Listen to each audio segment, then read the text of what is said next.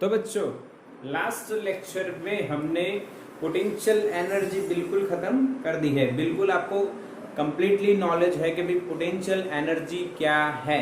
बिल्कुल बढ़िया से अलग अलग स्टेप्स कर दिए। U बराबर mgh आपको बता दिया और भी उसकी सारी बातें F इजिकल्स टू du/dx बता दिया।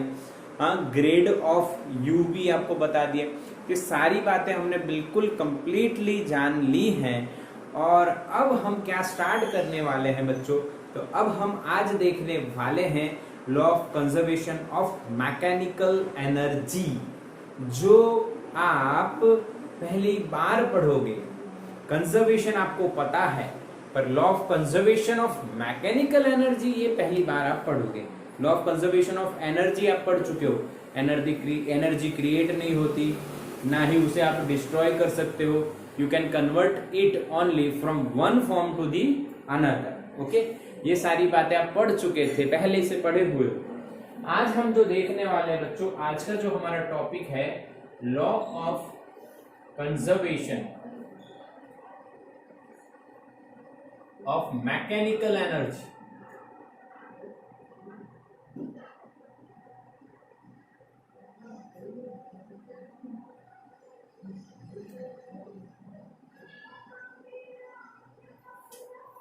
सारी एनर्जी आपको पता है। ये क्या है बताओ, ये कौन सी एनर्जी है? Kinetic energy. What is kinetic energy? Energy possessed by a body by virtue of its motion। Second जो है बच्चों potential energy. What is potential energy? What is potential energy? Energy possessed by a body by virtue of its position, by virtue of its position is called potential energy। और इन दोनों को इकट्ठा करो तो जो बनती है बच्चों उसको कहते हैं मैकेनिकल एनर्जी। तो मैकेनिकल एनर्जी क्या है?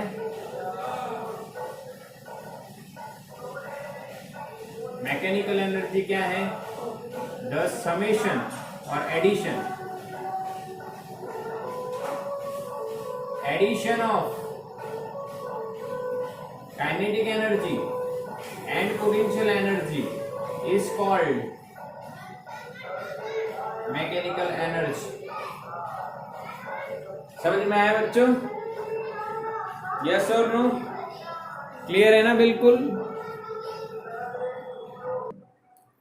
तो बच्चों समझ में आ गया आपको मैकेनिकल एनर्जी क्या होती है? The addition of kinetic and potential is called mechanical energy। Okay, now law of conservation of mechanical energy क्या है वो आपको समझाया जाएगा। आइए आइए आपको समझाता हूं क्या है। अगर सपोज करिए एफ ऑफ एक्स फोर्स लग रहा है, ये फोर्स है, variable force acting on a body. एक एग्जांपल के तौर पे हम समझते हैं, and delta x is the displacement।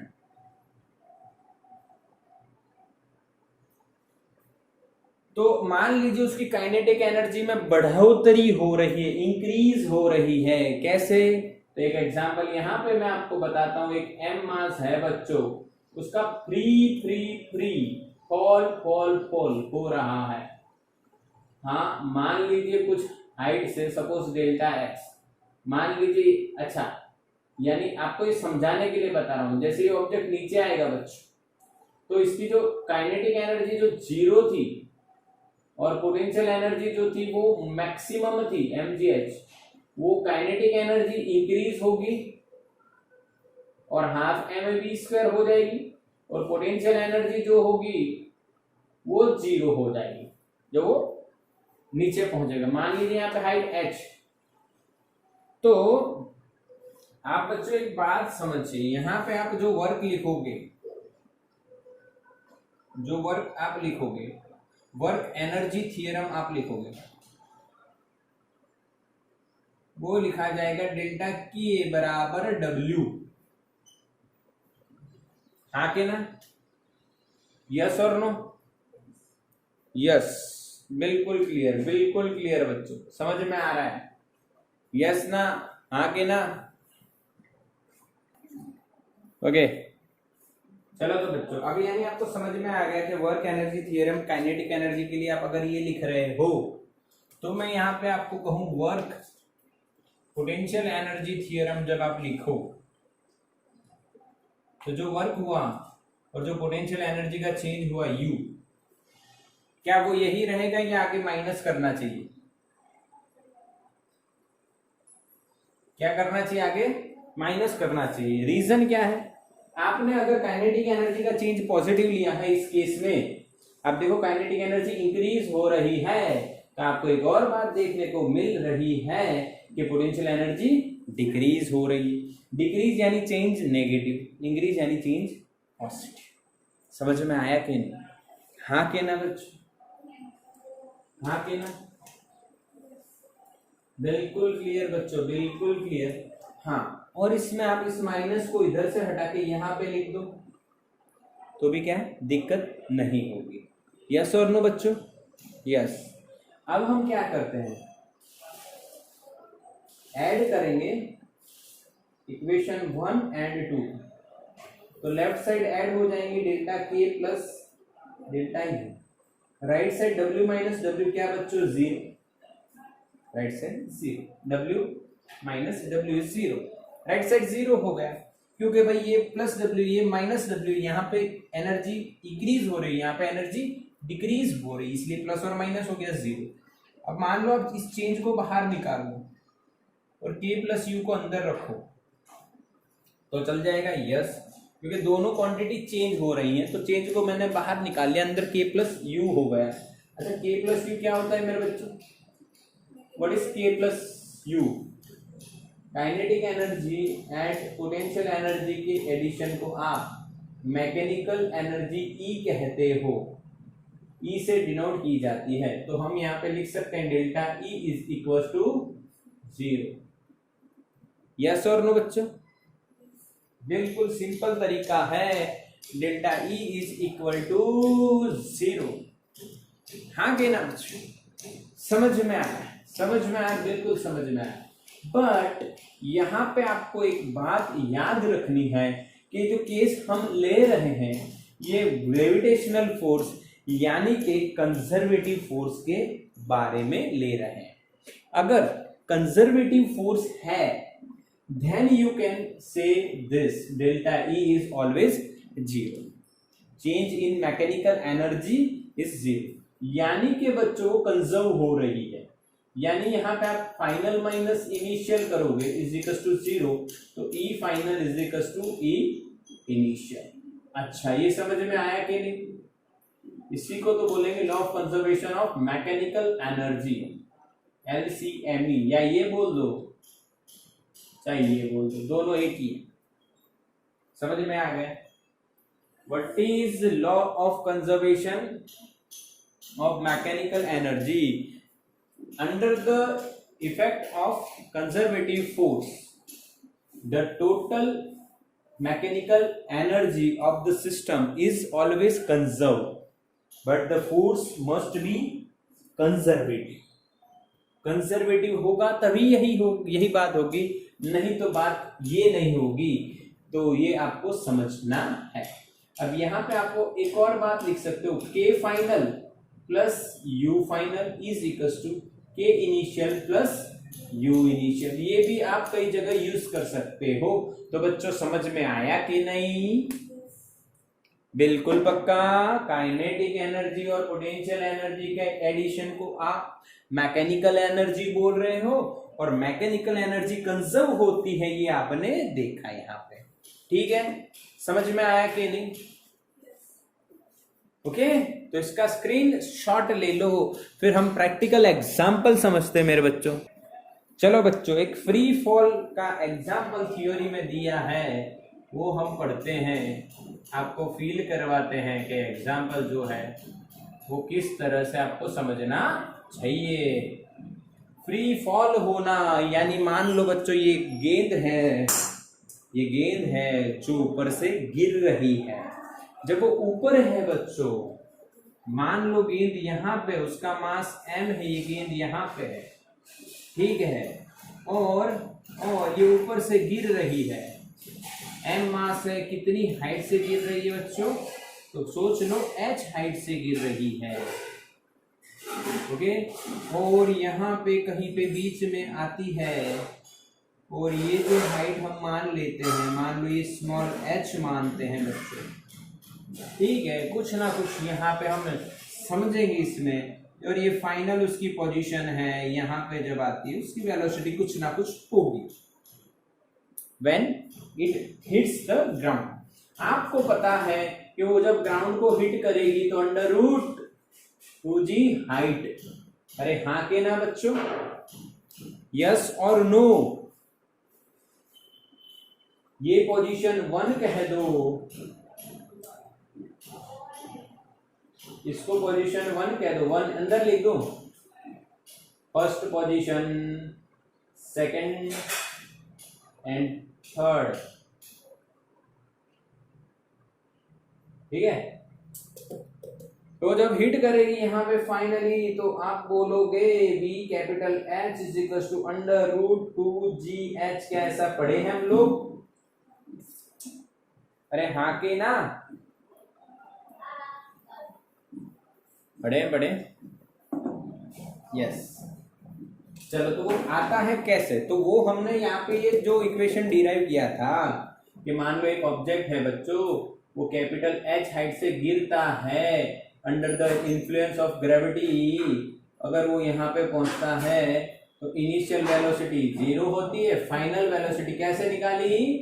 तो बच्चों 2a constant acceleration v square minus v naught square वाला इक्वेशन, 2ad पक्का, v का square minus 0 is equal to 2a, यहाँ पे 2gh, तो बच्चों v आपको क्या मिलता है? Under root 2gh। ये किससे निकाला हमने? कांस्टेंट एक्सेलरेटेड मोशन वाले इक्वेशंस। यही बात आप लोग मैकेनिकल एनर्जी का कंजर्वेशन, मैकेनिकल एनर्जी का कंजर्वेशन से निकाल सकते हो, हाँ के ना? यानी जो सम आप काइनेमेटिक्स में यहाँ पे कांस्टेंट एक्सेलरेशन से कर रहे हो, वही आप लॉ ऑफ कंजर्वेशन का यूज करके आप कर सकते हो। दोनों तरह से आंसर सही ही बनना है। चलो, तो यहां पे मैं लिख रहा हूं बच्चों वेलोसिटी, ठीक है, समझना मेरी बात। यहां पे वेलोसिटी लिखूंगा, यहां पे मैं काइनेटिक एनर्जी लिखूंगा, यहां पे मैं पोटेंशियल एनर्जी लिखूंगा।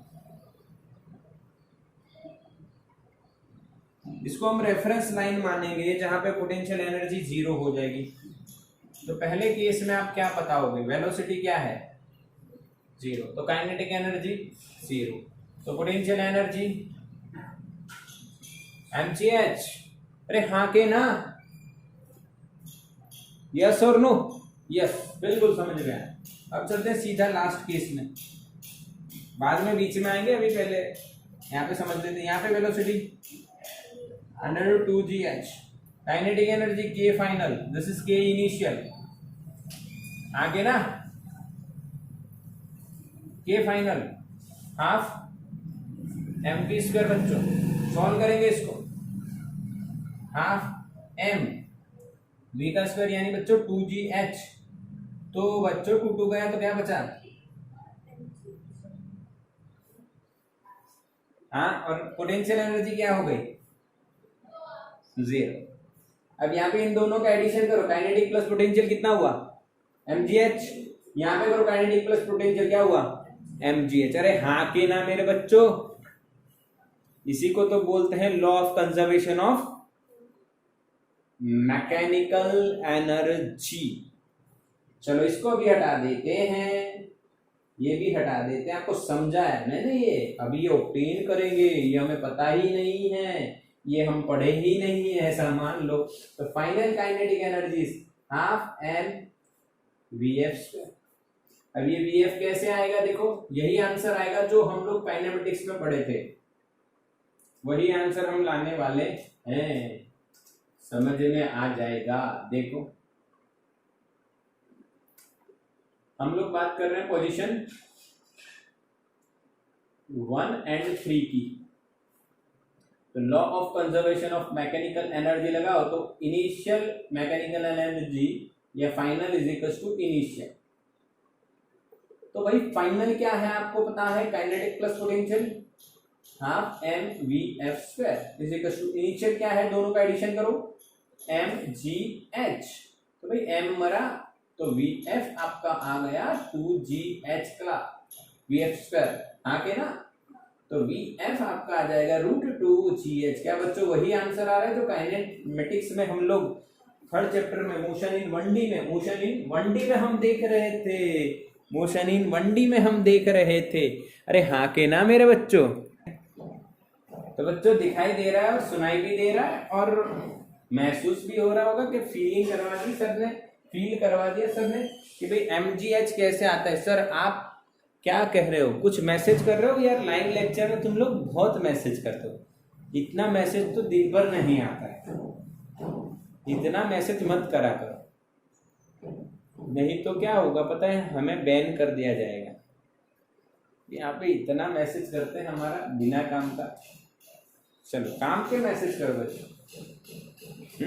चलो ठीक, हाफ एम वी स्क्वायर बराबर mgh लगा के आपने काम कर दिया इसका तमाम। चलो अब सेकंड सिचुएशन पे बच्चों, वेलोसिटी पता नहीं है, हम लोग इस वेलोसिटी को क्या बोले, तो स्मॉल h हाइट पे वेलोसिटी, यहाँ पे कितनी बोले, कैपिटल H से पड़ा है तब। अच्छा यहाँ पे स्मॉल h नहीं कैपिटल H कर देते, तो यहाँ पे कैपिटल H की फीलिंग आपको आ जाएगी एनसीईआरटी के हिसाब से, कोई दिक्कत नहीं है बच्चों। जब अर्थ से कैपिटल H हाइट पे से ये गिरता है, अर्थ के रिस्पेक्ट में कैपिटल H से गिरा तो इतनी वेलोसिटी हुई। अब मान लो स्मॉल h से आया तो कितनी, या मैं यहाँ पे देखो आपको फील बढ़िया हो इसीलिए मैं ऐसे 3 कर देता हूं, 3 पोजीशन पे, यहाँ पे 2, कोई झंझट ही नहीं। एनसीईआरटी में भी आपको कोई डाउट होना नहीं चाहिए बच्चों। थर्ड पोजीशन की बात थी, जो वो थर्ड पोजीशन, 2 पोजीशन पे V2 है, तो काइनेटिक एनर्जी क्या होगी मेरे बच्चों, हाफ एम V2 का स्क्वायर। पोटेंशियल एनर्जी क्या होगी मेरे बच्चों, mgh minus small h, small h होगी ना। अगर आप इसे h लिख रहे हो, एनसीईआरटी में देखो तो क्या है कृषा, देखो तो ये है स्मॉल h, वही आगे नहीं आगे की डायग्राम में स्मॉल h कौन सा है, ये वाला है, ये वाला है स्मॉल h, यही है, ओके स्मॉल h यही है बच्चों। यस सर समझ में आया। अच्छा अब यहाँ पे पोजीशन 1 और 2 के लिए अगर हम law of conservation of mechanical energy लगा ले तो EF बराबर फिर से EI कर दो।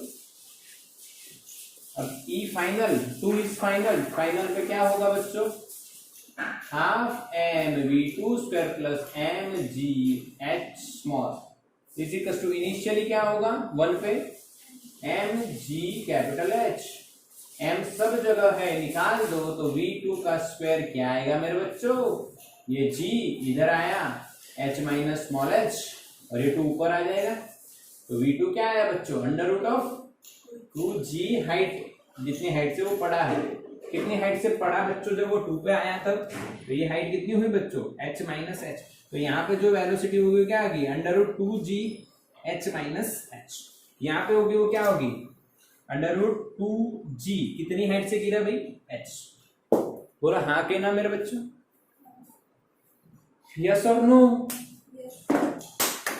समझ में आया कि नहीं, बिल्कुल क्लियर, पक्का क्लियर, यस यस यस, सबका मैसेज आना चाहिए। अब मैसेज करो, जब बोल रहा हूं तब नहीं कर रहे, जब मैं बोला कि मैसेज करो तो नहीं कर रहे हो, हाँ यस।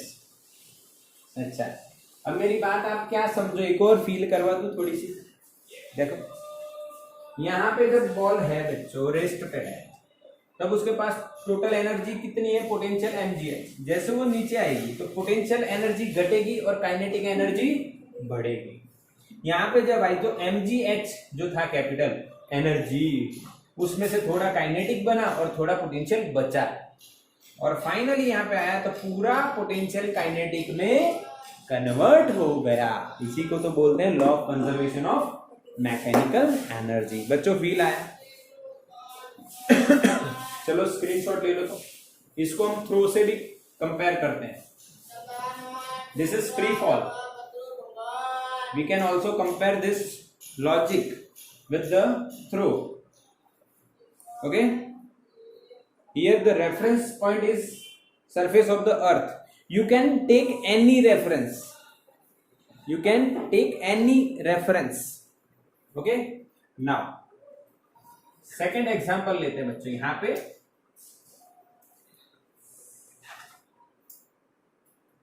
फ्री फॉल नहीं कर रहे हैं हम लोग, हम क्या कर रहे हैं बच्चों?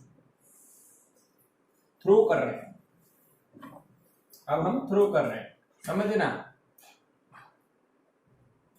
जब आप थ्रो करते हो बच्चों, तो जो आपकी इनिशियल पोजीशन है वो नीचे आती है फर्स्ट, और मान लीजिए आप कुछ वेलोसिटी से इसको थ्रो कर रहे हो v, this is v1 is equal to v, ये v2 और यहाँ पे v3 आएगी, वो 0 होगी। आपको पता है ना, जब ऑब्जेक्ट मैक्सिमम हाइट पे पहुंचता है तो वेलोसिटी कितनी होती है बच्चों? 0। समझ में आया मेरे बच्चों? अब यहां पे आपको फील करना है और कुछ भी नहीं है। मान लो ये मैक्सिमम हाइट तक जाता है, ये ऑब्जेक्ट, ये बॉल वगैरह है, तो इनिशियल काइनेटिक एनर्जी हमने कितनी दी बच्चों? Half M square. Potential energy कितनी थी? 0। वो लेके ये ऊपर गया, ऊपर गया तो मैक्सिमम हाइट पे काइनेटिक एनर्जी क्या हो गई? 0, और पोटेंशियल एनर्जी क्या हो गई? mgh। यानी यहाँ पे थ्रो में क्या हुआ, जो काइनेटिक एनर्जी थी वो धीरे धीरे धीरे पोटेंशियल और पोटेंशियल में कन्वर्ट होती रही, और मैक्सिमम हाइट पे सारी की सारी किसमें कन्वर्ट हो गई? पोटेंशियल। बीच का पोर्शन नहीं लेना है, चलो वो भी आप समझ जाओगे ना बच्चों। मैं डायरेक्ट आपको मैक्सिमम हाइट का इक्वेशन जो हम ऑब्टेन करते थे याद करो थ्रो में, किसी को याद है? What is the equation of maximum height in throw? Motion in 1D में बताया था v0 स्क्वायर अपॉन 2g। अगर याद हो तो याद है कि नहीं? हाँ, v0 स्क्वायर अपॉन 2g। क्या वो यहाँ पे बनता है बच्चों? अच्छा, ये कैसे लाए वो बताऊं? आपने थ्रो किया v वेलोसिटी, फिर यहाँ पे पहुंचा तो फाइनल वेलोसिटी क्या हो गई? 0।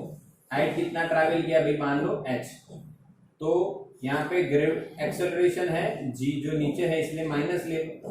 आप यहाँ पे v square minus v0 square बराबर 2ad लगा दो या y लगा दो, चाहे कुछ भी। तो final is 0 minus is v0 square, sorry initial is v0 square minus v0 square 2 minus g, और हाइट कितनी गेन की? h maximum, minus minus plus, तो h इज इक्वल टू क्या आता था बच्चों?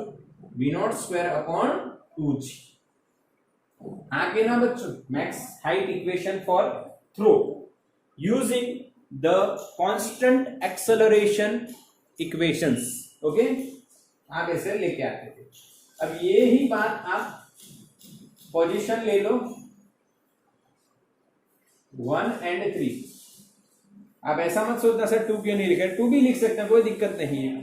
तो 1 and 3 के लिए law of conservation of mechanical energy, E final might is equal to E initial. बच्चों E फाइनल देखो 3 पे mgh, h हमें ढूंढना है।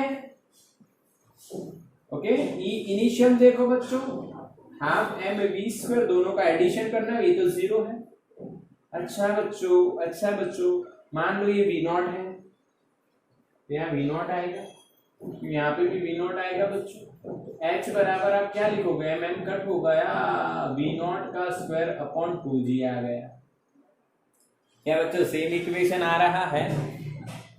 तो आप यहाँ पे कंफर्म एक बात कर सकते हो कि हम लोग जो पहले देखे थे कांस्टेंट एक्सेलरेशन में, वही यहाँ पे दिख रहा है using law of conservation of mechanical energy. ये बात हो गई थ्रो की, ठीक है। स्क्रीनशॉट ले लो बच्चों, आ गया समझ में।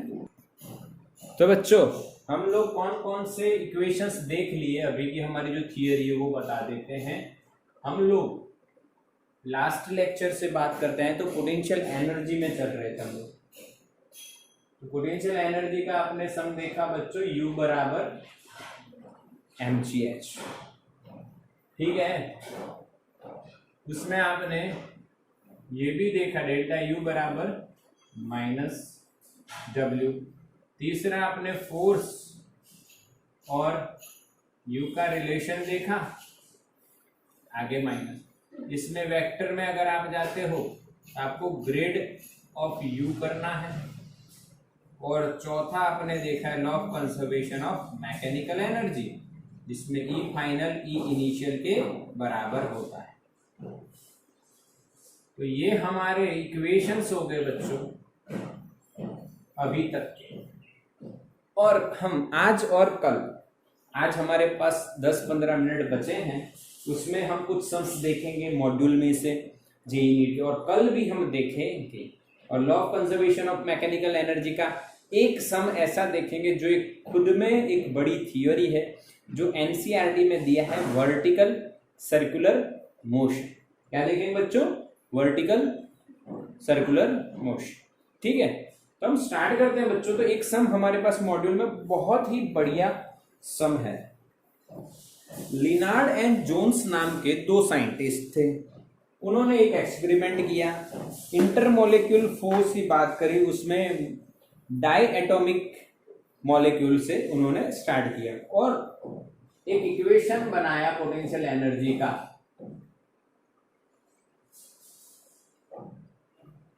आपको ये पता ही नहीं है ऐसा मान लो, ये नहीं देखते, ये थोड़ा सा आपका समय तो लेगा, इतना हार्ड थियोरी नहीं है, पर थोड़ा सा सिंपल वाला देखते हैं पहले, सिंपल वाला, क्योंकि सेकंड वाला सिंपल है इसलिए वो देखते हैं। Potential energy U of x is given by one equation, ax square plus या minus bx. Potential energy is given by this equation. A and B are constants. बच्चों A and B are constants. तो भाई question ये है पहला, find equation of force, first, okay. Second है find equation of force, find equilibrium position.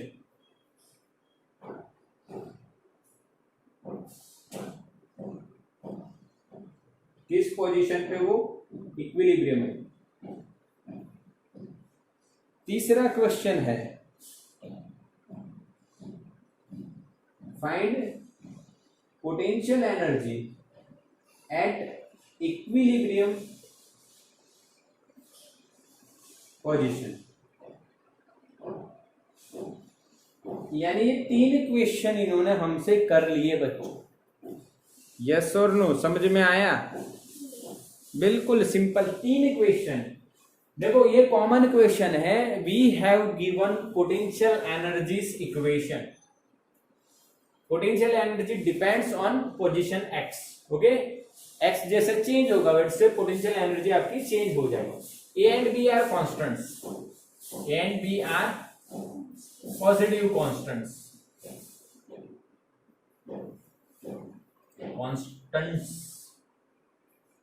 okay. Find the equation of force, find equilibrium position and find the potential energy at equilibrium position. तो solution start करते हैं मेरे बच्चों। First one find force, equation of force. You all know the relation between force and potential energy. Then you can write F is equals to minus du by dx. We have to write here x. इसमें मैंने r लिखा, r can be x, y और z, और r भी खुद भी हो सकता है। यहाँ पे आपको दिख रहा है कि पोटेंशियल एनर्जी x पे डिपेंड करता है, तो दिखता है वो तो लिख सकते हो ना, du by dx। बिल्कुल। नाउ माइनस आगे रहेगा, इसका डिफरेंशिएशन बच्चों आपको आना चाहिए। तो हम करते हैं भाई, ए कांस्टेंट है, ऐसा छोड़ दो उसको, x का स्क्वायर, उसका इंटीग्रेशन क्या होगा, डिफरेंशिएशन क्या होगा बच्चों, पावर रूल से 2x minus b is constant, और x का डिफरेंशिएशन अकेले x का 1 यस। अच्छा, माइनस को अंदर मल्टीप्लाई कर दो तो -2ax, माइनस का माइनस प्लस हो जाएगा। तो this is the equation of force. पक्का बच्चों? First solution, find the equation of force, simple apply the equation F is equals to minus du by dx and you will get the answer by differentiating the potential energy. Okay. Second, find equilibrium position of the body. Now you all know what is the equilibrium. Find the equilibrium position. You all know बच्चा लोग, क्या जानते हो आप लोग कि what is equilibrium? When the total force applied on the body is zero, then body is said to be in equilibrium. Okay, so simply you can write for equilibrium, force must be zero. Okay बच्चों, after seventh chapter आप पढ़ोगे कि बच्चों ये linear equilibrium है, उसके बाद rotational equilibrium आएगा, और उसके बाद रोलिंग इक्विलिब्रियम। यानी कि आप थोड़ा सा आगे सोचोगे, अभी इतना ही सोचो कि इक्विलिब्रियम यानी फोर्स इज जीरो। ओके, तो फोर्स को जीरो कर दो, you will get the equation of x. Why? Because question ये फाइंड इक्विलिब्रियम पोजीशन यानी एक्स फाइंड करना है। तो -2ax बराबर माइनस b, इसको उठा के इधर लेके आए, माइनस माइनस प्लस, x बराबर b/2a। अरे आया कि नहीं? आ गया ना? Simple, very simple logic. x is equals to b/2a is the equation of position for equilibrium. Now the last question.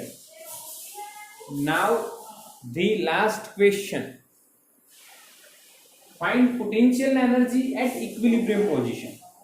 यानी we have the equation of potential energy and they ask us about potential energy at equilibrium position. तो भाई potential energy तो आपको दिया है, वो क्या है? तो ax² minus bx at equilibrium। at value क्या रखो? b/2a, तो रख दो यहाँ पे, तो you will get potential energy at equilibrium a as it is, x की जगह इसका स्क्वायर करना है, तो b²/4a² माइनस b, x की वैल्यू रखो b/2a। बच्चों ये एक कट हो जाएगा। अब देखो यहाँ पे 2a है, यहाँ पे 4 है, तो एलसीएम आपका क्या आएगा? 4a। ये 4 है तो यहाँ पे b² रह जाएगा, माइनस यहाँ पे b to b² पर 2 है तो 2 मल्टीप्लाई करना पड़ेगा, तो 2b²। तो final answer b² minus 2b² minus b²/4। This is the answer of potential energy at equilibrium position. अच्छा बच्चा लो, पोटेंशियल एनर्जी पॉजिटिव या नेगेटिव? नेगेटिव, हाँ कि ना? नेगेटिव कैसे आई, समझ में आया कि नहीं है? क्योंकि माइनस बनता है बच्चों, तो -2b², आप b² minus 2b² करोगे तो आपको आंसर ये दिखेगा। बोलो समझ में आया कि नहीं? और जो इक्वेशंस बाकी रह गए इनके सम्स भी हम करेंगे नेक्स्ट लेक्चर में। नेक्स्ट लेक्चर को मिस नहीं करना है, अगर मिस करोगे तो फिर आप क्या करोगे वो आप पे है। बट ये आपका बिल्कुल पक्का जेईई नीट का कंसेप्ट मैं करवा रहा हूं। स्क्रीनशॉट लो मेरे बच्चों।